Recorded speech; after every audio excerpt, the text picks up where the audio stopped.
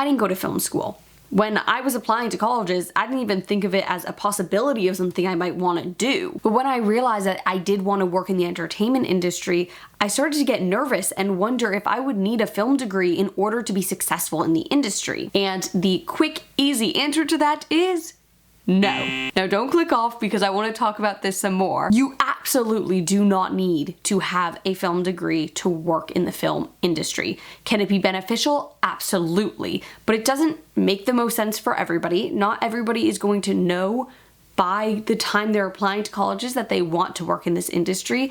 And there are plenty of other ways to get the education and the skills that you need outside of a film school, that if it's not going to work out for you, or if you've passed college and you're not sure if you want to go back to school, don't worry about it. Let's talk instead about some things you do need to work in the entertainment industry. Having an understanding of storytelling can be so important. Even if you're not somebody who wants to write the stories or direct the stories or act in the stories, if you're gonna work in the entertainment industry, you're gonna be working on stories in some way or another. And if you can understand what works about story, what doesn't, how stories get told, you'll be so much better able to do your job, whatever it is. You also wanna have skills that are specific to the role you want to have. Again, I can't answer for every single role because I don't know what you want to do. I know for me as a writer, there are a lot of skills associated with writing that I've really worked on and I'm continuing to work on. But if you want to be an actor, there are skills that'll work with that. A director has their skills. Doesn't matter exactly what you want to do. What matters is that you look into that career, that role, what it takes, and start building up the skills that are necessary for it. You don't have to have a formal education to do these things. The next thing you're gonna need is networking opportunities and abilities. Now, I understand that not everybody has networking opportunities. It can be really hard, and if you don't know anybody in the industry, it can feel impossible. But we can only work with what we have. So the most important thing to do if you feel like you really don't have those opportunities is see where you might be able to create them or find opportunities where you didn't realize they were. Join networking groups. Go to networking events. When I really realized I wanted to move out to LA and start working in this industry, I just started telling a lot of people that I was doing it. If my parents introduced me to a friend, I would talk about it. Because even if I didn't know a ton of people in the industry, that person can say, oh, you know what? I have a friend I went to college with who this, and this. Why don't I reach out to them? They can give you some advice.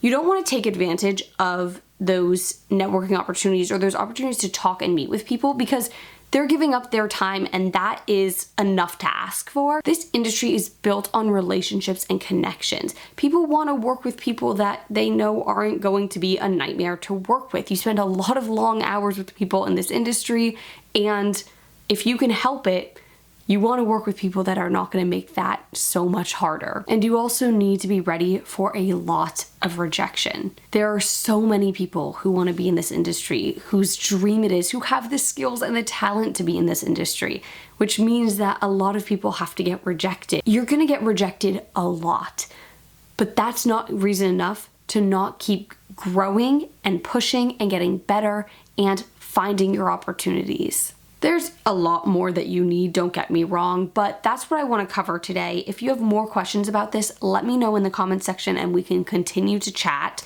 But now I want to talk to you about some alternative ways other than film school that you can work to get yourself started in this industry. Unfortunately, it does depend on what you want to do. So what I'm going to say here is not going to answer every single question you might have. Again, talk to me in the comments. We'll see kind of what we can figure out, but the reality is that there is no one path into this industry. Everybody has their own story of how they made it happen, but let's just talk about some things you can be doing. Like I said, you want to start meeting people, making connections, building relationships. Talk to people who can give you advice, but also talk to people who are at the same spot as you and start to have connections with the people who are going through the same things you are because they're going to understand where you're at. I'm going to be honest with you, I both do like this advice and really don't, because I think that it can be said a little too flippantly, and I think it's really important to kind of just be a little cautious with this advice, I guess I'll say. But just start making shit. And I know, I don't like the advice either, but I don't mean you have to go make incredible quality things. I think it's really hard to make stuff. It's really hard to have that all work. Yes, people talk about, oh, well, you just have your phones now. You've got this amazing camera. It takes a hell of a lot more than a camera to make high quality projects. Even if you just have yourself as an actor, yourself as a writer, yourself as a director and a cameraman, you'll end up learning about what's needed for all of those different roles just by doing it. I don't expect to ever make something amazing just by myself. It takes so much for these things to happen and come together and become the quality that they do. So many people have to go into it.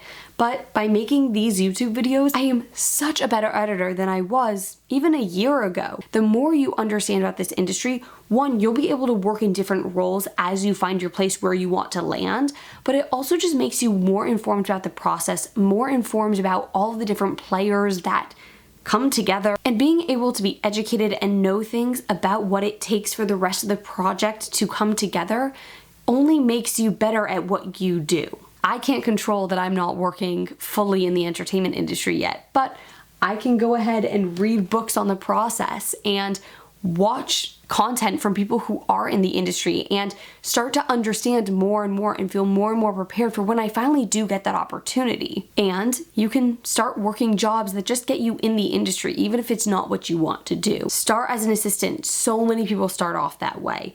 PA on set, work in an agency.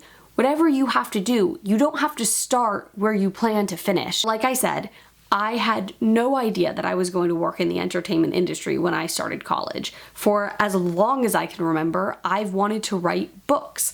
And it wasn't until a fateful screenwriting class that everything changed for me. And it was a pretty big adjustment to go from books to scripts and completely different industries and a completely different kind of life path. So I wanted to share what that was like for me, how I made the decision to pivot, and just the emotional journey that it took me on. So go ahead and watch this video next because I went over all of it